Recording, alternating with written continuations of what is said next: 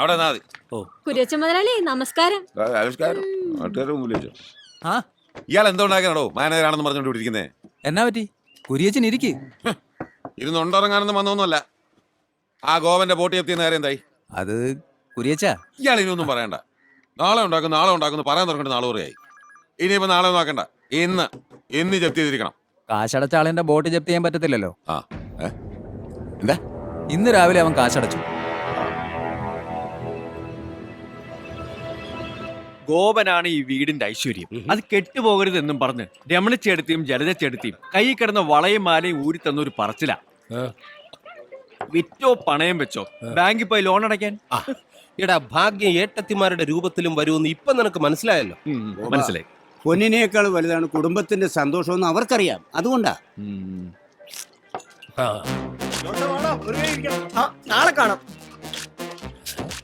Joker Jose Pandey കയറിയോ? അപ്പൊ അത് നീ അറിഞ്ഞില്ലേ? ഇല്ല. അവനിപ്പോ ഇവിടുത്തെ 10 രൂപയുടെ കളിയൊന്നും പോരാന്ന്. 1000 രൂപയുടെ കളി ആലപ്പുഴയിലുണ്ടെന്നും പറഞ്ഞ് അങ്ങോട്ട് പോകാൻ ബോട്ട് കാത്തു നിൽക്കുക. അവസാനം നിക്കറും കയറിയേ വരൂ. എന്താ അവന്റെ കെറ്റപ്പ്? നിന്റെ കാശ് പോക്കാ. വടകോവ ചന്ദ്രേട്ടാ, മാമച്ചൻ എന്തോ ഉറപ്പിച്ചിട്ടുള്ള പോക്ക. ഹലോ, എങ്ങോട്ടാ? നിന്നോട് പറയേണ്ട കാര്യമില്ല. വേണ്ട, പക്ഷെ വിസയുടെ ബാലൻസ് 10,000 രൂപ എനിക്ക് തിരിച്ചു തരുന്ന കാര്യം ഇപ്പൊ പറയേണ്ടി വരും. ഏത് 10,000? നീയും എന്റെ ഭാര്യ മേരിക്കുട്ടി തമ്മിൽ എന്തെങ്കിലും ഇടപാടുണ്ടെങ്കിൽ അത് നിങ്ങൾ തമ്മിൽ തീർത്തോണം. ഞാൻ നിന്റെ ഒന്നും വാങ്ങിയിട്ടില്ല, നിനക്കൊന്നും തരാനുമില്ല. അത് ശരി.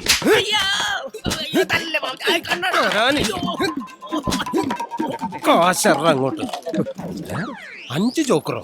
ആളെ പറ്റിക്കാനായിട്ട്. അത് 12,000 ഉണ്ട്, നിനക്ക് 10 തരാനുള്ളൂ. അപ്പൊ നിനക്ക് കറക്റ്റ് ആയിട്ട് കണക്കല്ല ഓർമ്മയുണ്ടല്ലേ? എടാ, എന്റെ 2,000 അത് പലിശ 5-6 മാസം ആയല്ലോ. ആൾക്കാരെ പറ്റിക്കാനായിട്ട് നീ ആരടാ?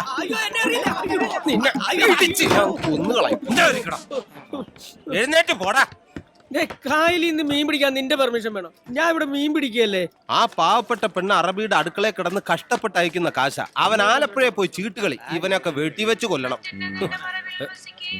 എന്റെ ഫോണാ. ഹലോ,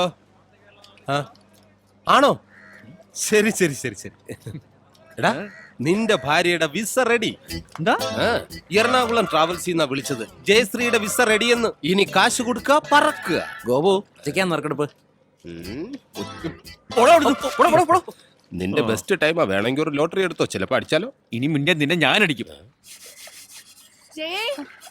എന്നാ അമ്മേ? മോളെ എങ്ങ വന്നേടി. അമ്മ എന്നാ പറ്റിയെന്ന് പറ. മാമച്ചൻ വിളിച്ചായിരുന്നു. അമ്മയുടെ ചക്കരയുടെ വിസ വന്നു. സത്യം. അമ്മയുടെ പ്രാർത്ഥന ദൈവം കേട്ടടാ. വിമലേ, വിമലേ. എന്നാടി? എടി, ജയയുടെ വിസ വന്നു. അതെയോ? എപ്പോ? ഇന്ന്. ഇപ്പൊ മാമച്ചൻ വിളിച്ചു വെച്ചതേ ഉള്ളൂ. കോൾ അടിച്ചല്ലോ. അപ്പൊ നീ വിചാരിച്ച പോലെ കാര്യങ്ങളുമായി.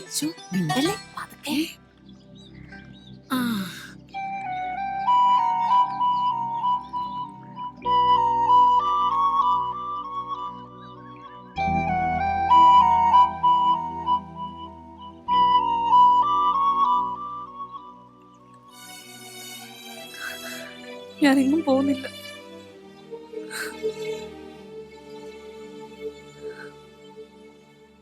പോണം. നിനക്ക് വേണ്ടി നിന്റെ അമ്മ ഒരുപാട് കഷ്ടപ്പെട്ടിട്ടുണ്ട്. നിന്നെക്കുറിച്ചുള്ള അവരുടെ ഒരേ ഒരു ആഗ്രഹമാണ്. അത് നീ സഹായിച്ചു കൊടുക്കണം. എത്ര നാൾ കാത്തിരിക്കാനും ഞാൻ തയ്യാറാ. ഈ സാധാരണ ഭർത്താക്കന്മാര് ദുബായിക്ക് പോകുമ്പോ ഭാര്യമാരല്ലേ കാത്തിരിക്കുക. ഇതൊരു ചേഞ്ച് ആയിക്കോട്ടെ. താൻ ദുബായിക്ക് പോകുന്നു, ഞാനിവിടെ കാത്തിരിക്കുന്നു. അതെയോ?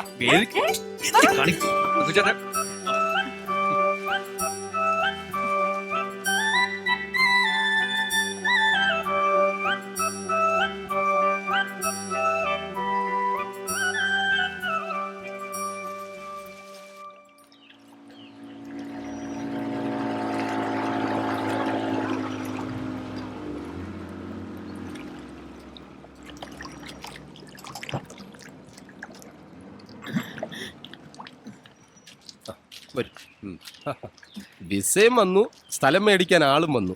രേവമ്മയുടെ ശുക്രൻ തെളിഞ്ഞു. ഒക്കെ ദൈവത്തിന്റെ അനുഗ്രഹം, അല്ലെങ്കിൽ ഇത്ര പെട്ടെന്ന്. ഇത് ജേക്കബ് സാറ്, ആലപ്പുഴ കല്ലുപാലത്തിന്റെ തെക്ക് സെന്റ് ജോർജ് ടിമ്പേഴ്സിന്റെ ഓണറാ. നമസ്കാരം. ഞാൻ രേവമ്മ, സ്റ്റേജ് ആർട്ടിസ്റ്റാ. നാടകം ബുക്ക് ചെയ്യാൻ വന്നതല്ല, കാര്യങ്ങളൊക്കെ ഞാൻ പറഞ്ഞിട്ടുണ്ട്. ശരി ശരി. സാറിന് 2-3 ഹൗസ് ബോട്ട് ഉണ്ട്.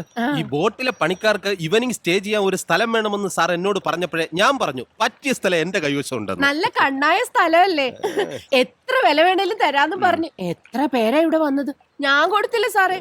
പിന്നെ ഇത് മോളുടെ കാര്യമായപ്പോ. ഇത് 10 സെന്റ് ഉണ്ടോ? ദേ ആധാരത്തിന്റെ കോപ്പിയുണ്ട്. എന്തേലും സംശയം ഉണ്ടെങ്കിൽ വില്ലേജ് ഓഫീസിൽ ചോദിക്കാം. ആധാരത്തിൽ 10 സെന്റേ ഉള്ളൂ. പിന്നെ ഞാൻ വളരെ കഷ്ടപ്പെട്ട് അറ്റവും മൂലയൊക്കെ കുത്തി വളച്ച് 1/2 സെന്റും കൂടി ഇതിൽ ചേർത്തിട്ടുണ്ട്. പോയി മതി. പോയോ? വളവളാന്ന് പറഞ്ഞ കച്ചവടം മാറുന്നു. ഹലോ, എന്തായി? അവള് വില പറഞ്ഞ? ആ വരുന്ന വഴിക്ക് മാമച്ചൻ പറഞ്ഞത് സെന്റിന് 1 ലക്ഷം വെച്ച് വേണമെന്നാ. നീ ആയിട്ട് കുറപ്പിക്കാനും നിൽക്കണ്ട. രേവമ്മനെ മാമച്ചനെ ഒന്ന് കൊതിപ്പിച്ച് നിർത്തിക്കോ. വാങ്ങിക്കട വേണ്ടത് പിന്നെ തീരുമാനിക്കാം. ശരി. കൈനകരി രേവമ്മ, അവളെന്റെ നേർക്ക് തൊള്ള തുറന്നപ്പോഴേ ഞാൻ ചുണ്ടാമ്പ് വെച്ച് വിട്ടതാ. അവൾ ആ സ്ഥലം വിൽക്കത്തുമില്ല, അവളുടെ മോളിട്ട് ഗൾഫിൽ പോകത്തുമില്ല. പിന്നെ ഭാവി മരുമകൻ ചക്കാട്ടുതറ ഗോപൻ, ആ ചക്ക നാളെ വീഴും. അവന് ഞാൻ നല്ല ഒന്നാന്തര ജമണ്ടം പണിയൊന്നും കൊടുക്കുന്നുണ്ട്. ഇച്ചിരി കടന്ന കയ്യാ, പക്ഷെ വേറെ ചോയ്സ് ഇല്ലാണ്ടായിപ്പോയി. നിന്റെ മനസ്സിലിരിപ്പ് ഞങ്ങളോടും കൂടി പറയേ. അടുത്ത ശനിയാഴ്ച നെഹ്റു ട്രോഫിയും കൊണ്ട് മണിയാൻ വരുമെന്നാ നാട്ടുകാർ പറയുന്നത്. നാട്ടുകാര് ചേറ്റകള് ആരുടെ മരക്കെ? എടാ, കുരിയച്ചന് മുമ്പ് കൈ നീട്ടത് എത്ര പേരുണ്ടോ ഇവിടെ? ബോട്ട് ക്ലബ്ബി വെച്ച് മണിയനെ അനുകൂലിക്കുന്നൊരു കൈ പൊക്കൊന്ന് പറഞ്ഞവനും പൊക്കിയവനൊക്കെ ആ കൈ കൊണ്ട് എന്റെ മുമ്പിൽ ഇറന്നിട്ടുണ്ട്. അത് ശരിയാ. എന്നിട്ട് കാര്യത്തിലെടുത്തപ്പോ കാരക്ക് കയറ്റി എണ്ണ തേച്ച് മിനിക്ക് ചുണ്ടൻ വെള്ളം മത്സരിക്കാൻ നീറ്റിൽ ഇറങ്ങില്ല. അതാ വള്ളപ്പുര തന്നെ ഇരിക്കും.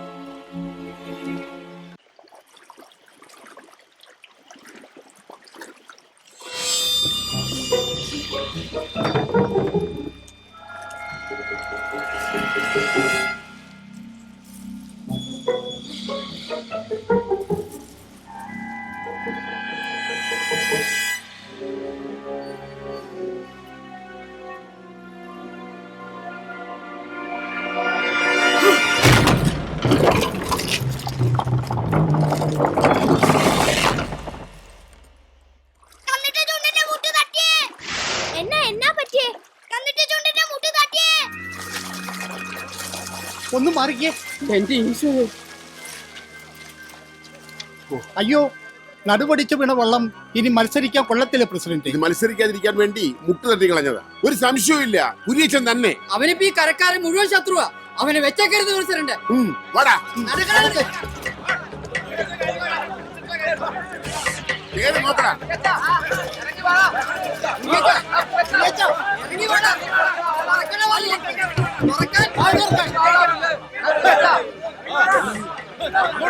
സ്ഥലം വിട്ടു പ്രസിഡന്റ് വരുന്നടാ.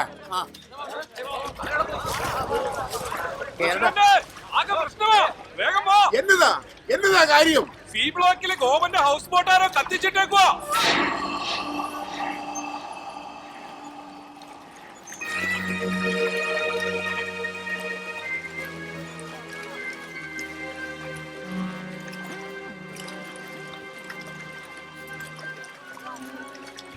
എങ്ങനെ സഹിക്കൂടെ ഗോപ? കൊലച്ചത് ചെയ്തു കളഞ്ഞല്ലോ. ഇനി നമ്മൾ എങ്ങനെ ജീവിക്കും? കുരിയച്ച മുങ്ങി, ചക്കക്കൂട്ട് ഇറങ്ങുന്ന അവൻ അറിയാം. ഇനി ആലോചിച്ച് സമയം കലണ്ട മണിയാ. വാ സുഖു, വിജയ വാ.